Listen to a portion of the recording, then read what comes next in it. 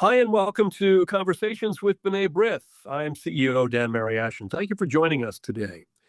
Today, I'm joined by distinguished Middle East historian Asaf Romirowsky. He holds a PhD in Middle East and Mediterranean Studies from King's College and is a leading voice on Zionism, the Arab-Israeli conflict, and foreign policy.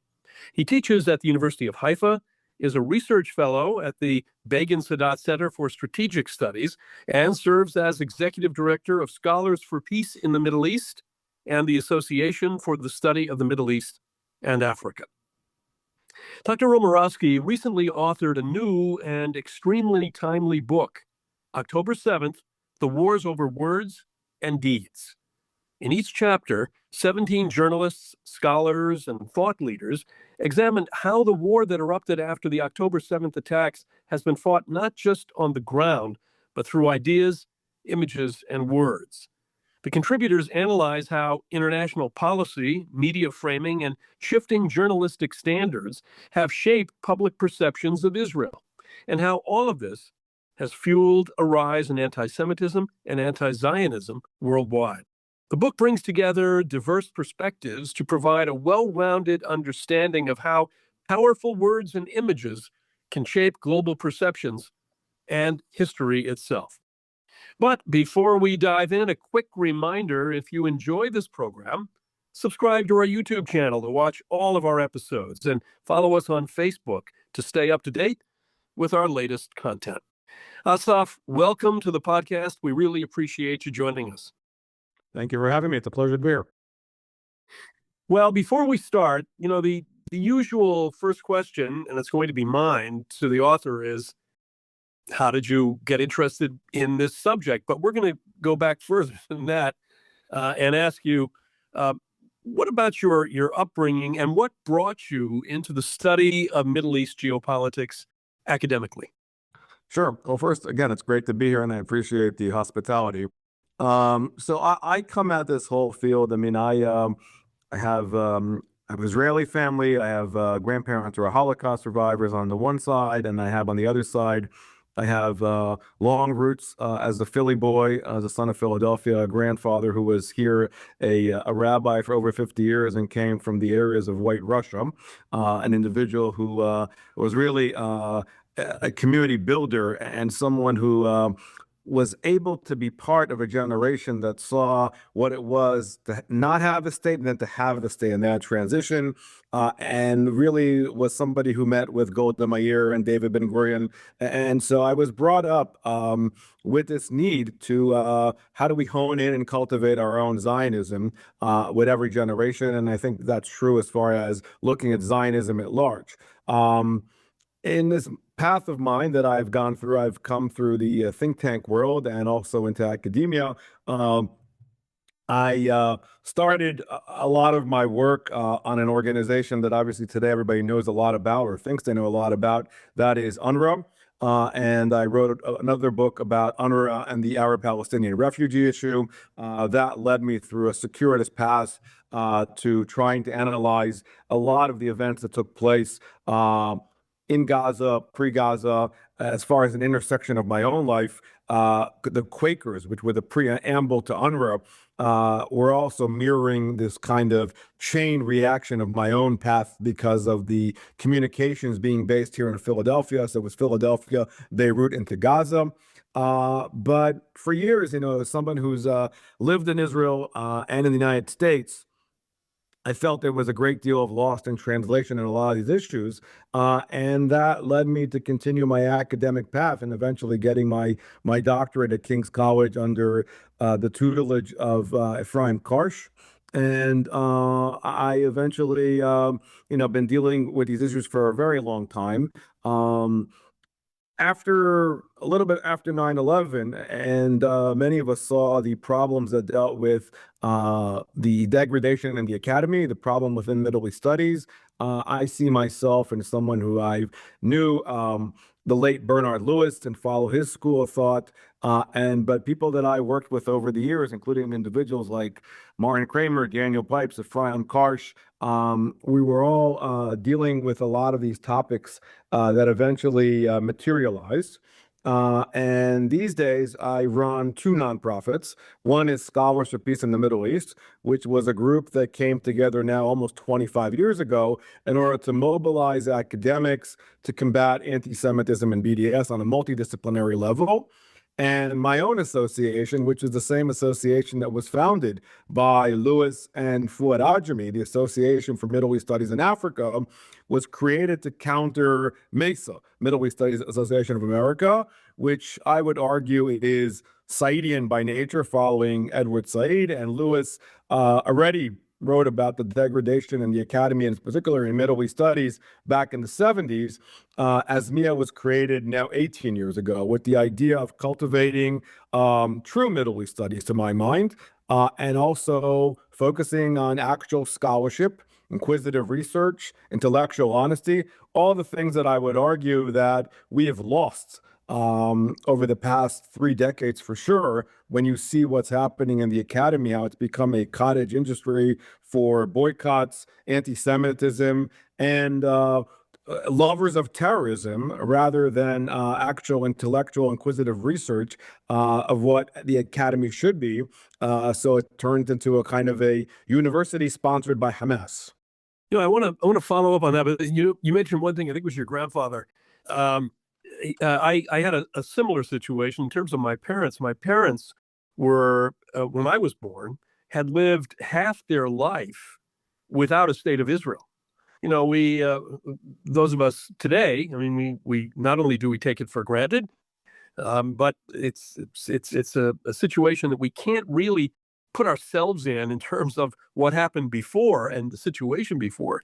So it's an interesting note in terms of generations and our connection to Israel. But I want to, before we get to the book, and you just began an answer to my question, which is, as a professor, as an academic, you were well versed on the mood, on the environment, on college campuses worldwide.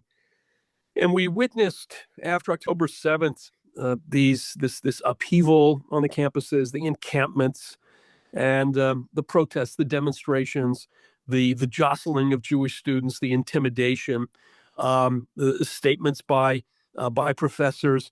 Now that we've got that part somewhat behind us, at least in terms of the amount of activity, how do you think global academic environments have shifted regarding Jewish and Israeli students, even in the past number of months, since the ceasefire, let's say? How do you see it? And what do you see going forward? Are we going to see a repetition, a return to this kind of upheaval? Right.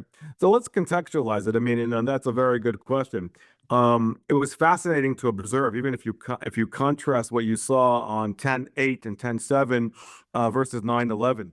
You saw professors coming out with zeal, pride, and adulation, and basically arguing how wonderful this was. And they called it awesome, and they were exhilarated, and walking around parading slogans of Hamas, ISIS on American college campuses, with a clear, one of the main kind of constructs of looking at the conflict by many rank and file members in the academy, that Israel is a white settler colonial creation. Thereby, this is decolonialism. Thereby, it is justified. You didn't even see it after 9/11, this kind of zeal, pride, and this adaptation of terrorism as a just war.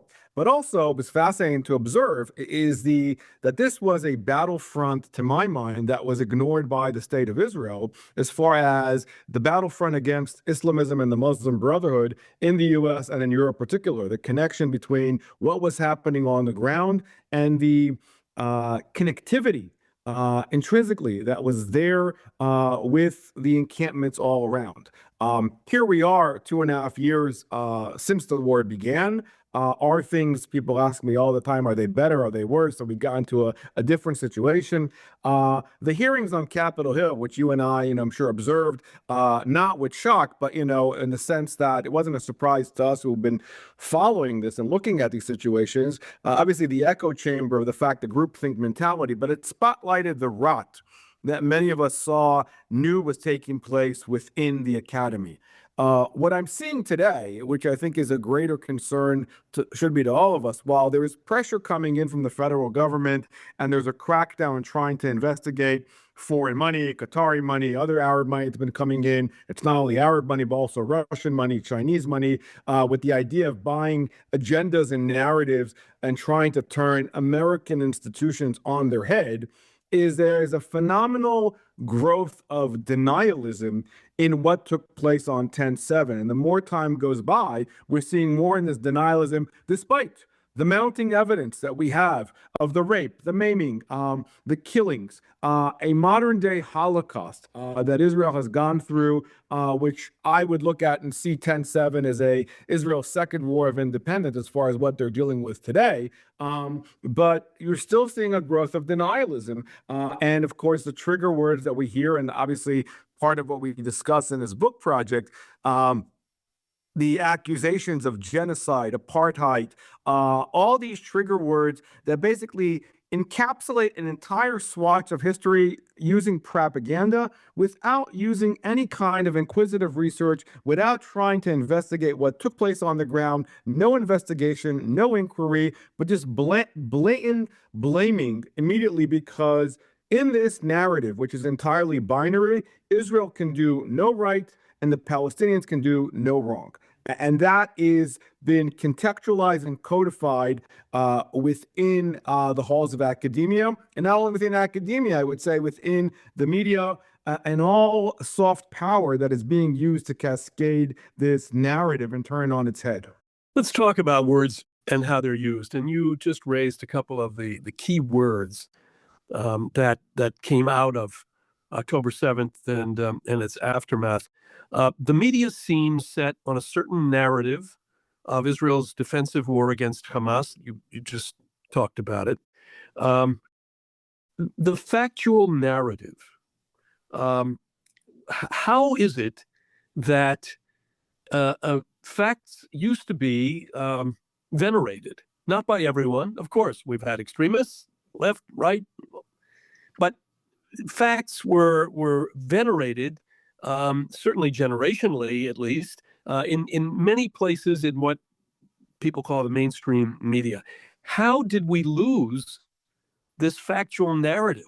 I mean, genocide, John Spencer, for example, from West Point, Center for Urban Warfare, talked early on about this is not a genocide, and here's why it is not a genocide. All the reasons. Or the war crimes charges by the International Court of Justice and the International Criminal Court. I mean, all of these charges, which are politically charged, which are ideologically charged. How is it that in 2023, 4, 5, and now 6, we lost this respect for facts? Right.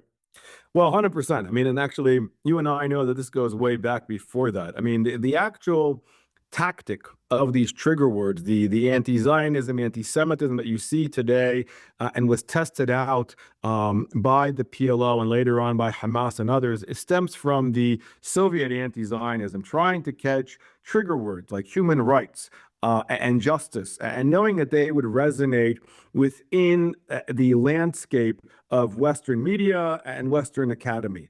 But to your earlier point, I mean, beyond testing the words itself, there used to be a time where there was intellectual integrity, generationally wise. You could see people, individuals who were grappling with facts. But what you did see as a growth, and I would argue post 1967 in particular, there was an architecture that was laid out by monies coming in with the idea that if you buy a chair or department, you also buy the politics in which these topics are being taught. So there's been a slew of pouring of billions and billions of dollars, petrodollars, and Middle East money that's been thrown in to create that very succinct narrative. Beyond that, there was also a growth of a beginning of a growth of what is considered to be scholar activism, where individuals started to give up on their scholarship and basically, whatever they parade around the college quad becomes somehow their scholarship. Fast forward to the environment today, where you have an environment of intimidation, where students are forced to go to pro-Hamas rallies. They're forced to carry the flag. You have professors who are walking around on campuses and making these statements and platitudes and and that becomes somehow their scholarship. So they've given up on even the facade of actually testing out the stuff. And John Spencer, who's a friend and a colleague, is absolutely right. But this level of denialism is a refusal that no matter what we say, that you're immediately labeled, like the word, for example, Zionism. The immediate connotation, and you remember this, better than I do, when Zionism and racism was repealed, it's still today the quintessential goal. And when you're called a Zionist on campus, you're basically, the next word is you're called a racist. And so there's been a cacophony of words that have basically articulated a narrative. And actually the outgrowth of this book, this project, what led to this was a project that we started back in 2019, a book that was called a journal, a special edition that was called Word Crimes, all the words that hijacked the Arab-Israeli conflict. And we went to investigate and try to dissect how these single words are able to dissect an entire conflict without having any context. And what we saw was a cacophony of all of this that exploded and imploded post 10/7, but the signs and seeds for this, have been going on for years, and that this is a result of all of that. Let's take a global view, kind of drill down a little bit. Why do you think the Israeli-Palestinian conflict issue has been one of the most, if not the most, covered conflict, while more violent actions worldwide receive far less attention? And let's just take what we've had here in the last few weeks. You had massive street demonstrations in Iran, with the folks out in the street, thousands and thousands were killed in the process of being out in the street to protest their government. And no, there were no encampments that I heard of on campuses, and no students out there. How do you explain this obsession with this particular conflict? I know it's the words are loaded and they're not, many of them not based on fact. How do you explain it? Well, the old kind of understanding that if it bleeds, it leads, and there is no conflict that has more sex appeal than the Arab-Israeli conflict has become true, and there has been this obsession with the Jewish state and how it does business. A tension that my friend and colleague Ruth Weiss talks about, the fact, the tension between powerlessness and power. And so if you look historically speaking, that up until 67, Jews had sympathy of the world. We had the shtetl mentality. We were seen as victims. Post 1967, when Israel gained strength and exercised this strength, then the narrative is flipped. Not only do we have power, we're accused of abuse of power.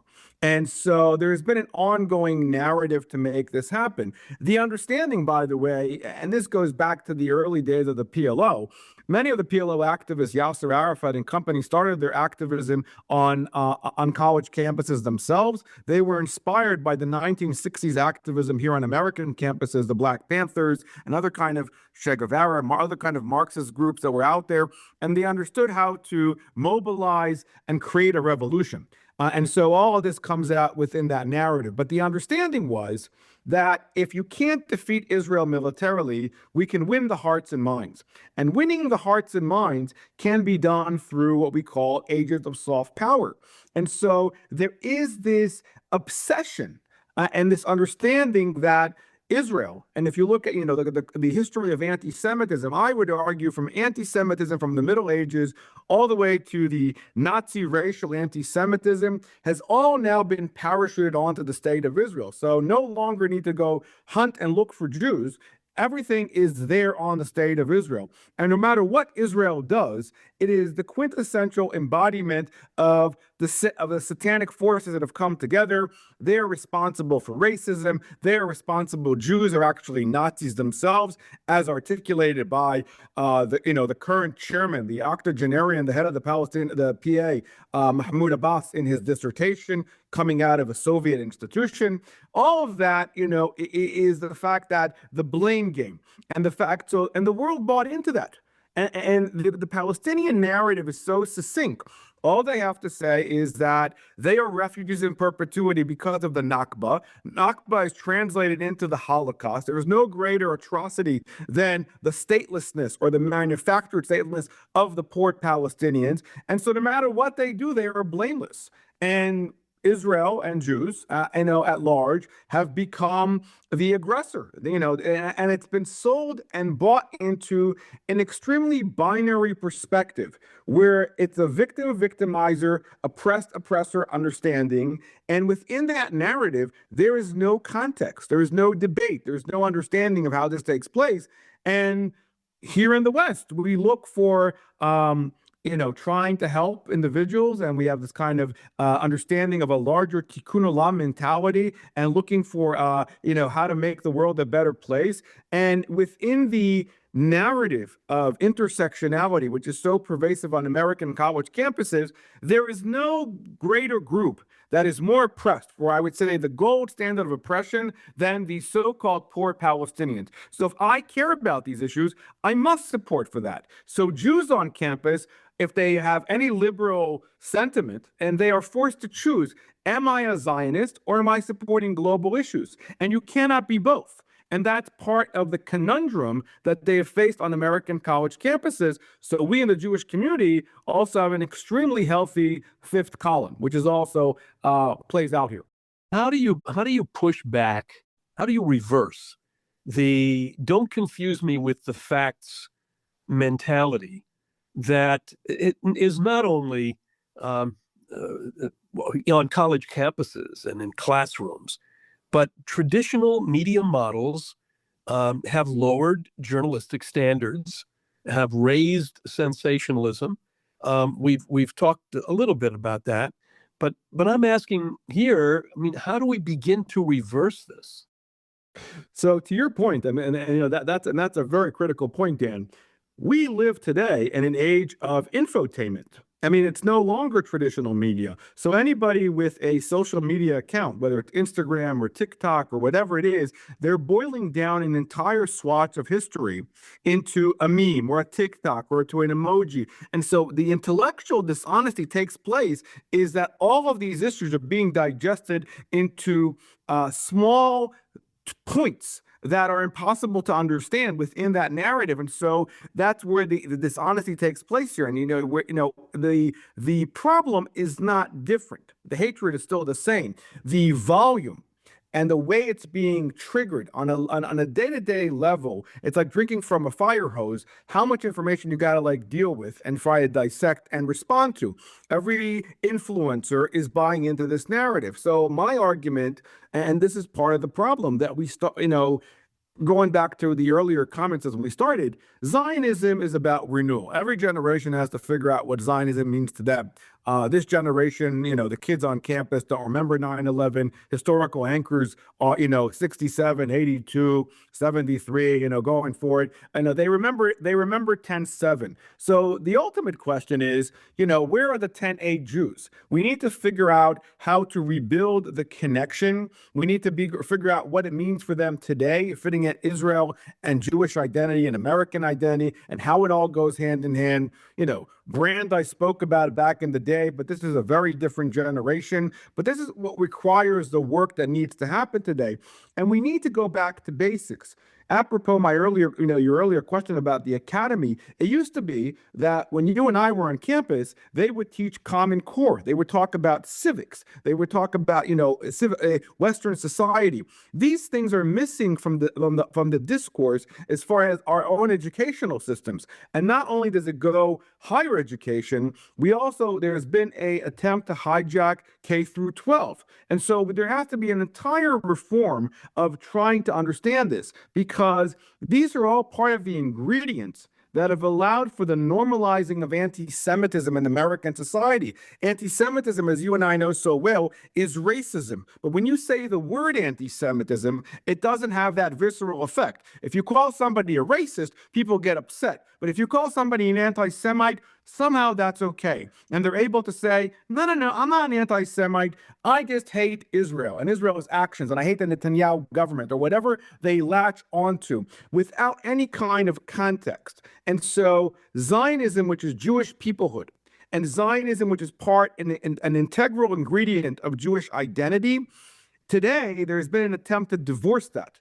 And even further nefarious is that, as someone who's been in the Beltway for so long, you know that many of these issues used to be historically bipartisan issues. What we are now losing, and there's an erosion of the U.S.-Israel relationship where people are forced to choose. How left do you need to be a rank and file member of a Democratic Party, and how right do you need to be part of the Republican Party? And Israel feeds into that as an ingredient. And if you need to be left progressive, so left that you have to divorce yourself from your Zionist ideology.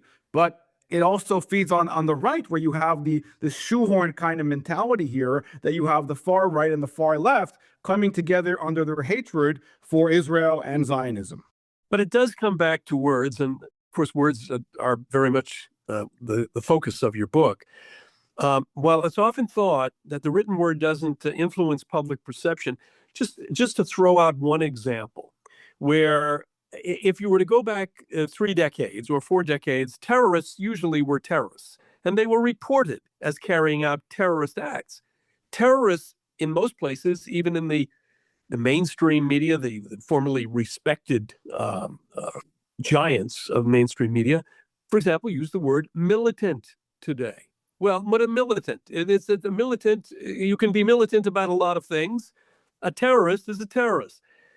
If you compound that and you add to it now in this mix, in this salad of irresponsibility, genocide, war crimes, starvation, causing starvation, kind of thrown around loosely, as people get their perceptions, they can leave that TV broadcast, or they can leave the website or wherever it is that they're getting their news, and be convinced. And I think this is just a word here and a word there has made a tremendous amount of difference.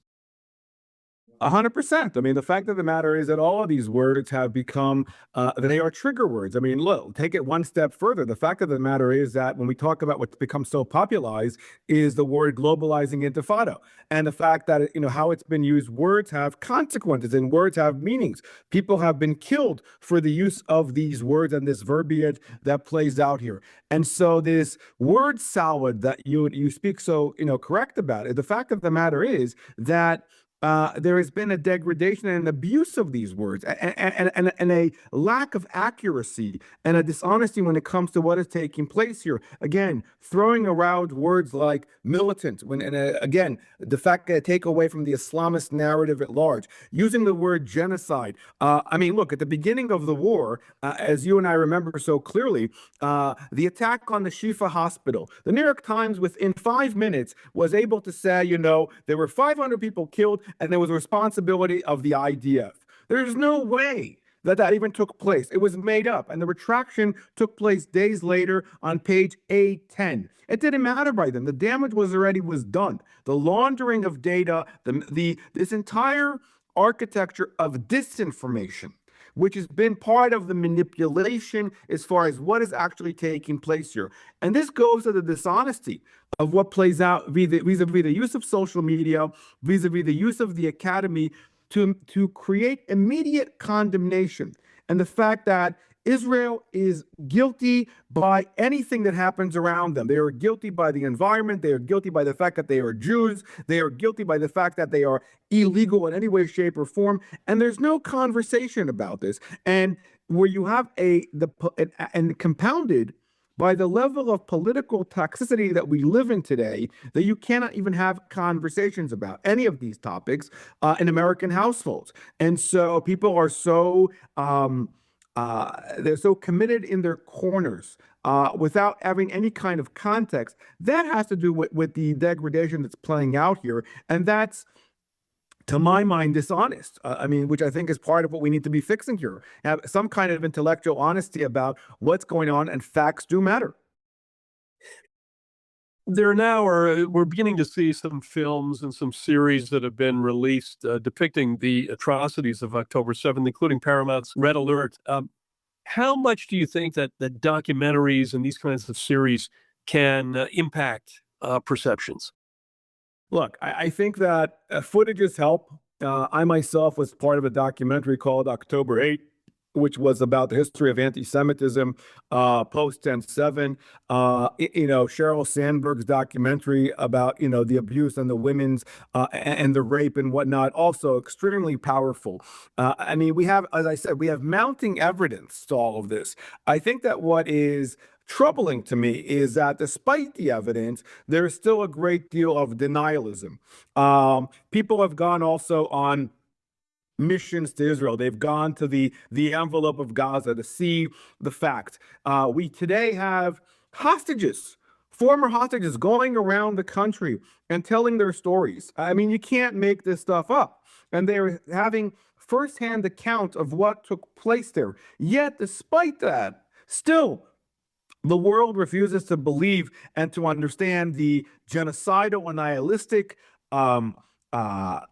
objectives of Hamas at large. And I think that is what is troubling to me, is the fact that why are they getting a pass? And why is there a discussion? I mean, you're in the Beltway. There is there is this week, or last week, if I remember correctly, there was an entire series called the Gaza Lecture Series at Georgetown University, all with the entire A-listers of anti-Semites who are giving an academic podium to talk about the condemnation and how really what Israel did in Gaza was genocide.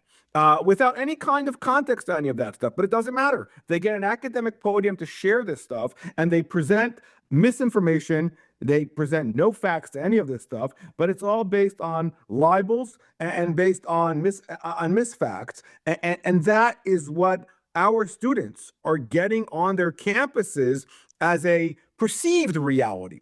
And this is where the nefarious actions take place here, where our institutions have lent themselves to misinformation. And institutions no longer care, which I think is also part of the goal of what we try to do with this project.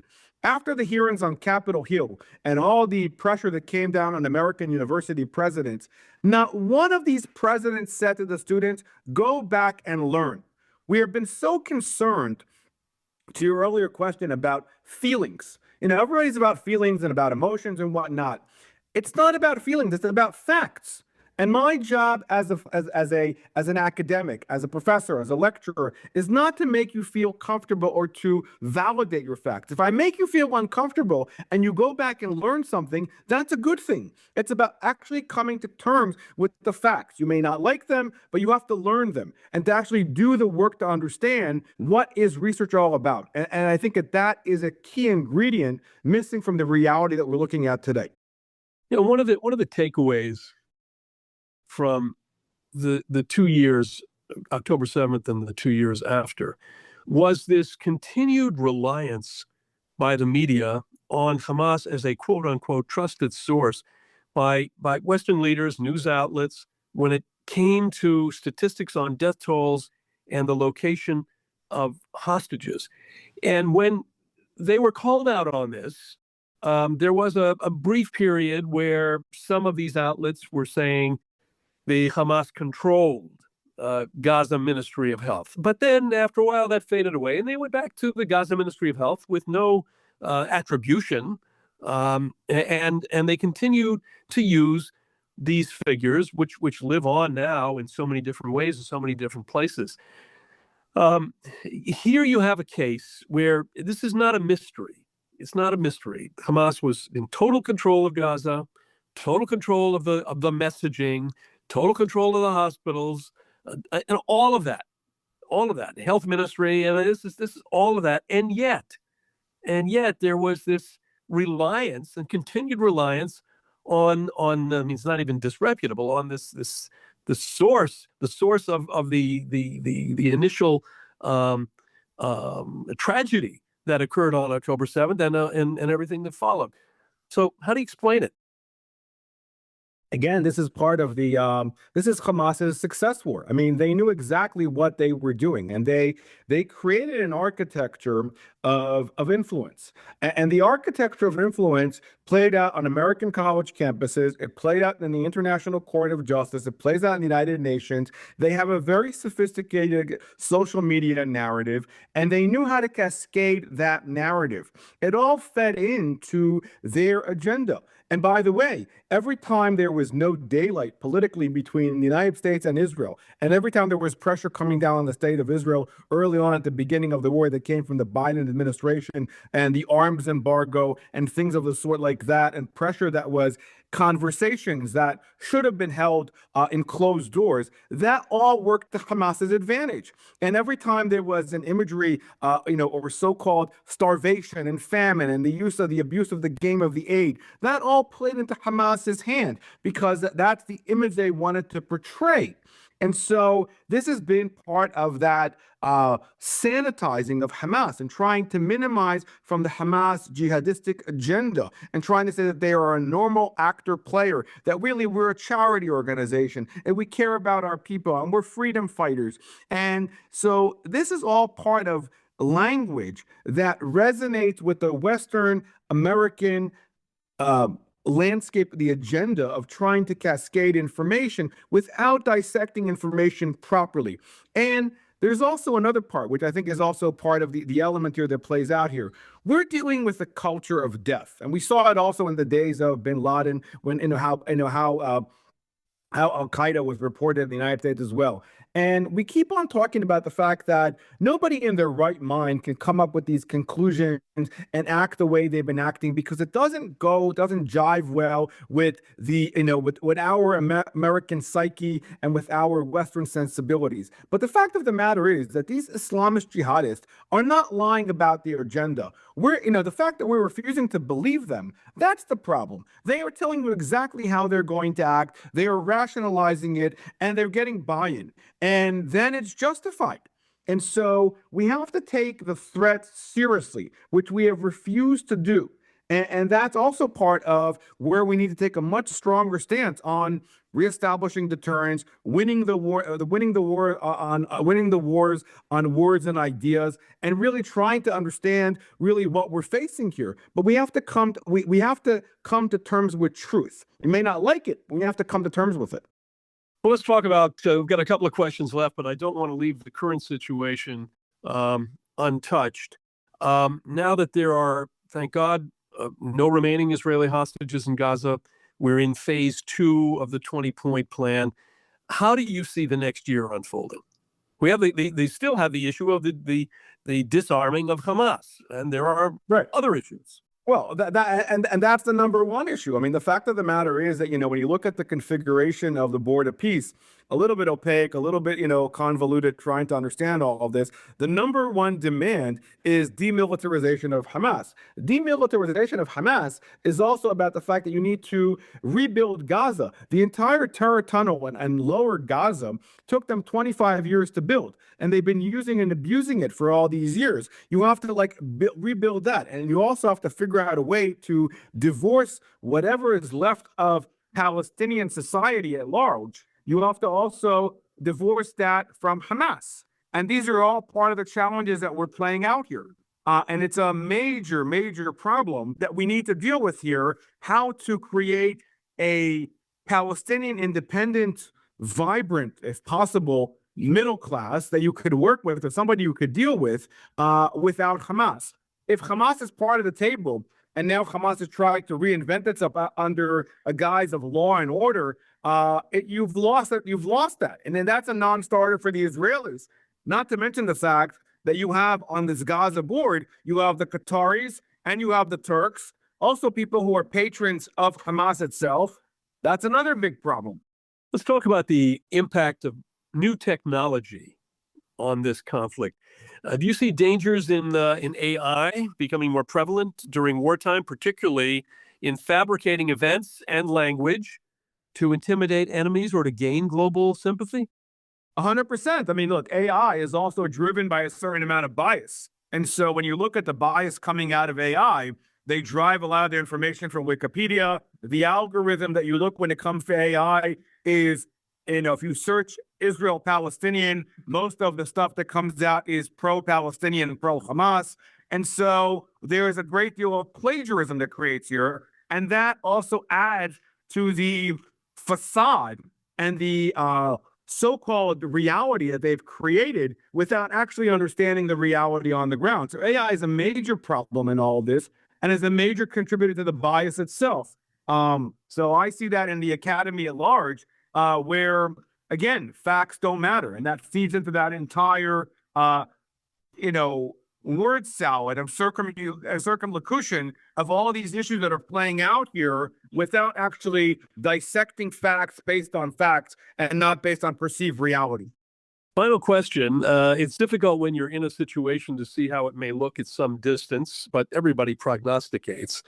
How do you think October 7th and the war that followed, Israel's defensive war, will be remembered historically? To my mind, as I started to say at the beginning of the show, I mean, I think this is Israel's second war of independence. You're still dealing, even though there is, thankfully, as you said properly, no hostages left in Gaza, but you're still dealing with an entirely scarred nation. You're still dealing with a insurmountable level of PTSD within Israel. And I think it's going to take generations to really recapture that. On the positive side, you did see, apropos the younger generation, the amount of patriotism within the volunteerism, within the soldiers who went to fight the wars, who died for the war itself, that strong sentiment of Zionism, the stories of the hostages themselves, these voices, Eli Sharabi and people like Rachel Pauline Goldberg, who are out there, and all of the hostages themselves who are able to tell their stories, only even now, are coming out. I think that's adding a whole other layer of strength, patriotism, Zionism. I think that what the connection is, and again, this is part of your earlier point, there needs to be more exposure between the individuals who suffered on the ground to the American Jewish community, to coming together, unifying the communities. Those are things that need to be worked on in order to rebuild that glue that was, back in the day that you and I spoke about, the element of the bipartisanship that's missing. Maybe that can be a connector. But if you just buy into hook, line, and sinker to the propaganda and the fallacies, that's where, the concern is on a very slippery slope. And we need to build that and recreate that again and again in order not to rely on propaganda, but to go back to basics and facts. Well, the book is October 7th, The Wars Over Words and Deeds, edited by Dr. Asaf Romirowsky and Donna Robinson Divine. You can find it at bookshop.org, Amazon, or wherever you get your books. Asaf, thank you for joining us and for your insights and analysis. Your new book, October 7th, The Wars Over Words and Deeds, is a must-read for understanding October 7th and its ongoing impact. Thank you so much. I appreciate the hospitality and look forward to coming back. Well, that's all for today's episode of Conversations with B'nai B'rith. Thank you again to Dr. Asaf Romirowsky for offering a clear, much-needed analysis of the deeper story of October 7th and the themes explored in October 7th, The Wars Over Words and Deeds. Remember, the conversation doesn't end here. Share this episode and post about it on social media. We appreciate every subscriber, so please subscribe to our podcast on YouTube and follow us on Facebook to stay up to date with our latest content. We'll be back soon with more thoughtful conversations on Jewish history, culture, and the issues that matter most to our community. Until then, I'm Dan Mariaschin. Thanks for listening. Take care.